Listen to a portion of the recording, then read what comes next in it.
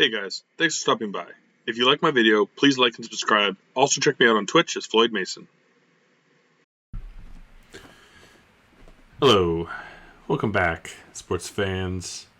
You know what? Actually, I think for this series, I think we need to mix it up a bit. Sports fans works great for the Twitch, but I think for these Goosebumps readings, we're gonna do some Spooks fans. So, welcome back, Spooks fans. It's time for book review number 2. That is Stay Out of the Basement. Another great cover.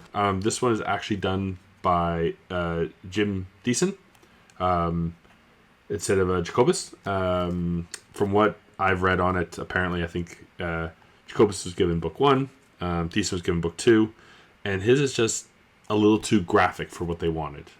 It's pretty realistic. It's pretty gruesome. Honestly, it's one of the best covers. I kind of wish they'd stuck to a little more adult, but again, kids series. So it looks great now. I can see why it would have been a little scary. With this book as well, I actually have the 2 other copies as well. So this one was actually done by Jacobus Slater. So this got his view on it, which I honestly don't like as much. It's still pretty great, but I don't find it quite as creepy. And honestly, it kind of gives away the book a little. Like the other one is, it has its plot point, but that's so obvious. And this one's actually, I don't know who actually did this one. It's by Brandon Dorman. But I quite like this one as well. I do have a lot of the new reprints. So I'll show them going forward if I have them and kind of compare them.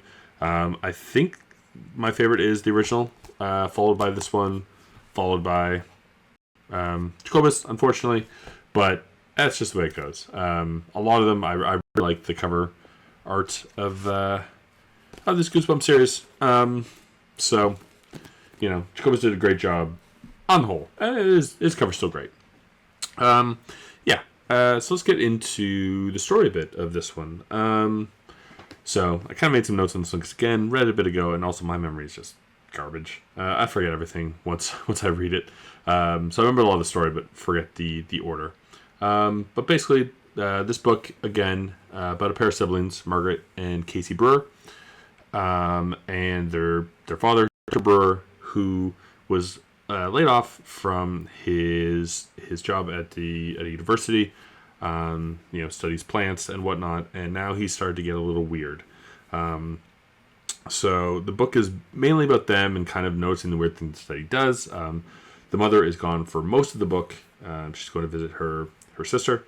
And so it's just kind of the kids and the friend Diane, who's kind of in the start but fades out, and another character which we'll get into later. But the book is just kind of about the dad getting angrier and angrier. And we'll talk about it more. I kind of said it in the first one, but I really like books that are more grounded in real things. I think what makes a good horror book, especially for Goosebumps, which for kids, is something that is real, that can actually happen to them, which this one doesn't really have too much of. But I do like it when they have these kind of science explanations that it's kind of set in the story to start. So their dad is a very famous scientist who works with plants and studies them and whatnot. So when we get to the actual plot points later, while it's fantastical, it kind of Stein builds that backstory to make it plausible in this universe, which I appreciate. So basically, how the story goes is their dad, Dr. Brewer, has been laid off. And so he takes over the basement and just doesn't want anyone down there. He spends all his time down there. He gets agitated if anyone kind of talks about it, and he's just kind of not doing the things he used to with the kids anymore. He doesn't like to play catch with Casey. He stops calling Margaret by her pet name Princess, and it's just he's just a little odd. He's becoming odd. So at one point when he's away and Diane is over, they decide to sneak into the basement and see what's going on. So down there, it's like a huge greenhouse. All these crazy weird plants, weird sounds they're making, and it's very, very odd. And then Casey starts screaming that he's been trapped. They kind of panic. They run over to him. and it turns out that he's just faking it. Definitely, the way just kind of as a point, the way Arlstein writes as well is he likes his chapter cliffhangers. So in the series, there's just a ton of them. I mean, at least for these first ones, we'll see if it gets a little better as the series goes on. But definitely, he kind of repeats them, because we'll see this fake out kind of happens again later, but for real. But he likes to leave every chapter on a cliffhanger. Some of the chapters are quite short. But anyways, he's faking it, but there are some weird sounds. They're very weird out of the basement. They hear their dad coming home, so they run up. Diane runs home, and Casey realizes that he forgot his t-shirt in the basement. So he has to run back down. But while he's down there, Dad catches them. They said they're curious. He's very angry. He kicks them out, and puts a new lock on the door to kind of prevent them from going down there. So, they've never really seen him kind of get this mad. They're like, whoa, like, what's going on? Like, but they're just still so curious about what's going on in the basement. Then there's just kind of, through the middle part of the book, it's just all these weird things they're starting to notice. So Margaret walks in on her dad eating plant food, again, which is another kind of, chapter break of, oh my God, it's plant food. And then, he doesn't catch her looking at him, so he doesn't know about that. She then sees his cap gets knocked off, because he started wearing his cap all the time, and he's actually spreaded leaves, which he explains away this because he's aware they saw it. Kind of saying like, oh, there was an accident in the lab, and like it happened, and they'll fall off, but like that's what happens when you're scientists, kind of deal, which is plausible, right? We're still kind of in the world of like, what's going on? He's acting weird, but like, what is he? Like, what's happened to him? And then there's a couple more things. So she sees him cut himself, and he bleeds green. And then she goes into the bedroom, and he's covered the bed in dirt, and there's just worms and whatnot that he's apparently allegedly sleeping in. It's just all these weird things adding up. So the kids are like, hey, we need to figure out what's going on. This is getting weird. It's getting weirder. And then he tries to feed them some greenish looking mush that luckily they're saved by the bell of the new character, Mr. Martinez, who was his old boss, who shows up and takes him down to the basement. The kids can dish the food, and they're just very kind of curious. So after Mr. Martinez leaves, they decide that they need to go into the basement again. So Casey conveniently knows how to pick a lock, of course. So they go down, and they find a bunch of Mr. Martinez's his clothes. So I think it's his full suit, his tie, everything like that. And then what happens next? Oh, catches them again, but he's a little kinder this time. He tries to kind of explain what's going on, explains why it's important. He explains to Mr. Martinez that, oh, he spilled something on him. I have his clothes. I'm gonna take them to him later because he left, which doesn't really make any sense, but they kind of allow it. And then they sneak down again, because there's like, this is still so weird. Everything's weird. And they go down and they find his wallet, and they're like, well, this is clearly a lie. There's no way he left with his wallet, so we gotta search this place. And then they actually end up looking into a closet and finding him. So they find their dad tied up, or at the time, what they believe to be their dad.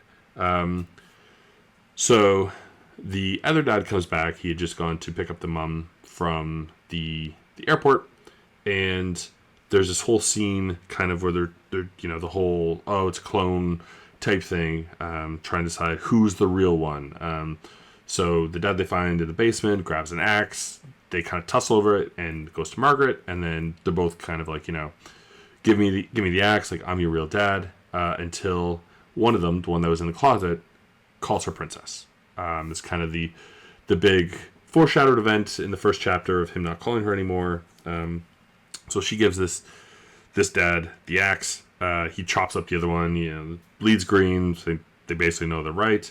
He just explains it, that his blood kind of got mixed with with the plants, and this dad kind of grew him, and he was interested in it, but then it overpowered him and attacked him. Martinez was also in the closet. He'd, attacked him in the basement as well, and just kind of removed him from the equation.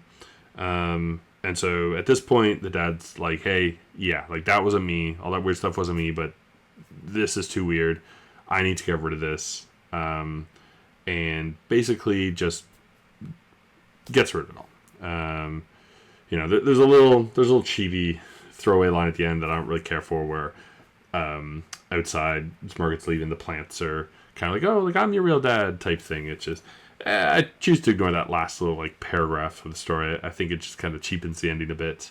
But again, this is R.L. Stine's second book. Still very new. I should look into it. I know at the start, I think he wrote a couple very, very quickly. I almost think a couple, like 2 or 3 were released in the first month even. And he was writing like 1 or 2 a month or something crazy like that for a while. Maybe I'll look into that. I'll get a little more into it. Right now I'm just kind of breaking down the stories. But yeah, that's kind of the story. So evil scientist story, pretty well written. A great foreshadowing of it, but you don't quite know what's going on. Like sometimes the dad seems logical, and it just, I think some of these I have to think back to how I read as a kid. When we get to some of the later books, I don't remember at all what happens, so the feeling will kind of be new. But obviously, I know a few of them quite well, and I knew the twist here. But I wonder as a kid if I kind of knew that there was going to be a clone dad or not. Like there's the foreshadowing there, and he seems like a plant, but is he turning into a plant kind of deal? Like, it's ambiguous enough that it's interesting. And as I said, right, like it's obviously a fantastical story, but they've built in a way where like, like cloning and this kind of thing, while fantastical, is reasonable in a sci-fi setting at some point in time. So it's not. We'll get into it later. There's an early book that I think the ending is absolutely ruined by this, and it's a good story gone bad. But this one's quite good. As far as the story goes, I don't think it's one of the best. I've already forgotten what I gave Welcome to Dead House. Honestly, I think it's on par with it. I don't know that I quite like it as much. Definitely parts of it I like better. I really like the atmosphere in the first book, but this one I like the characters a bit more. I like the siblings in both. The boy in the first one's a little whiny throughout. I really like Margaret and Casey. I think they work well together. In the TV episode as well, they were really well done. It's a really good episode too. But I don't think the story's quite as strong. I think the ending's a bit better in Welcome to Dead House. So without knowing what I gave that on my scale of S to whatever I said, D, I think I will give this one a high A. Borderline S. I mean, again, this might be one that gets moved up later. It is really good. It's definitely got some good points. A little creepy. Not too scary, this one, I don't think. But just kind of that eerie feeling, like when sees the plant food and the bed full of worms is just kind of gross. So I kind of like that about it. As for the cover, I'm giving this original cover an S. I love it. We'll see as we get through how I feel about a bunch of them, but this one I just remember when they first came out. The first two, especially, I just found them so creepy. This one's really gross. Like, it's probably hard to see in my camera. It's not the best quality camera, but you can kind of see like the knuckles and just some skin underneath. It's really gross. It's a really well done shot, and just the little leaves coming off. Fantastic one.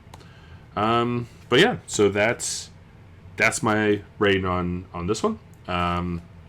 So yeah, we'll go story A, cover S. Yeah, it might go up to an S later if I read some other ones. Like, these are really good, but I do like that one more. I'll probably write them down just to keep track of them for now, as I'd like to get to the end and kind of rate them all. And we'll see how much of them jump around. Right? It's always that weird thing where some you consider a good level until you put it up against, say, other S ratings, and you go, oh wait, no, it's not as good as these ones. It's just not.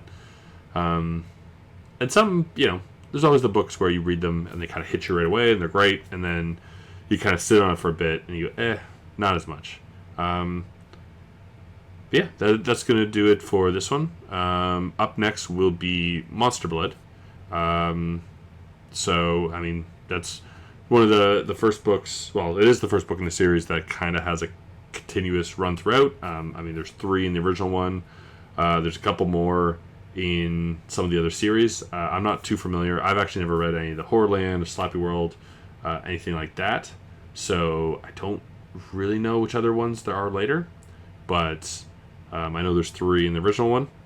And yeah, we'll get to that one soon. The first couple books are very interesting. I feel like there's some very high highs and some very low lows. But I was also surprised at the first, spoiler ahead to anyone who made it to the end of this. There is a book in the first 8 that I've read that I liked a lot more than I remembered. Still didn't love it, but I remember hating it, and it was actually pretty good. And there was one I thought that was one of my favorites, and I didn't like it as much. It's Fallen, for a very specific reason. But yeah, that's gonna do it. If you've enjoyed the video, I appreciate you sticking around this long. And I will try to get that Monster Blood one out as soon as I can. Again, this is a new format to me. It's more for myself, just to kind of talk about it, give me an excuse to read these books. I've just kind of had a desire to do it after having a son, to get back into these. I'm going to set aside probably a collection of doubles for him, but just talking about them gives me that kind of motivation to read them, find that time to do it, which always helps. And if you have any feedback or thoughts on the books, I'd love to hear them as this series goes forward. So, thank you. Thanks for watching. Please click to check out my other videos, like and subscribe, and come by Twitch under Floyd Mason to join my live streams.